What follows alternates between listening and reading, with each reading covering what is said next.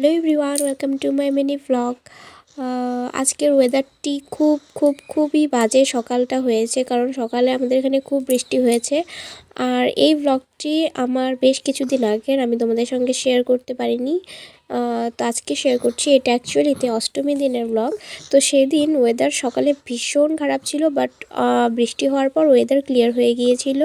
তো সকালে আমরা খেয়ে নিয়েছিলাম, ব্রেকফাস্টে ছিল রুটি, ডিমের অমলেট আর পটল ভাজা। এরপর আমার একটি পার্সেল এসেছিলো, তো সেটা ওপেন করে নিলাম। আজকে যেহেতু অষ্টমী, বিকেলে ওয়েদারটা বেশ ভালো হয়ে গিয়েছিলো, সেটা নিয়ে টেনশন করছিলাম যে মেলাতে যেতে পারবো কি না। তো বেরিয়ে পড়লাম আমরা মেলাতে যাওয়ার উদ্দেশ্যে। আমার দিদি, আমার ভাগ্নে, সবাইকে নিয়ে আমার মা এবং আমি, রিহু, সবাই মিলে চলে যাচ্ছি মেলাতে। তো মেলা আমাদের বাড়ির থেকে বেশ খানিকটা দূর। তো চলেও এসেছি আমরা, আর প্রচণ্ড ভিড়, আর তখন প্রচণ্ড রোদ উঠেছিল এবং খুব গরম ছিল। তো এই তো মেলার ভেতর আমরা ঢুকছি, আর অনেক বেশ কিছু জিনিস বসেছিল।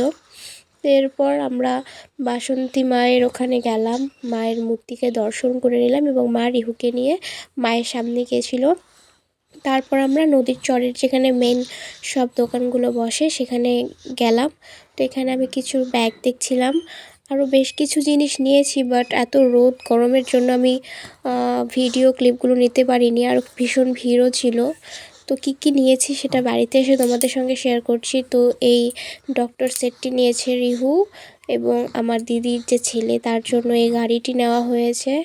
এবং এরপর আরও বেশ খানিকটা খেলনা কেনা হয়েছিল।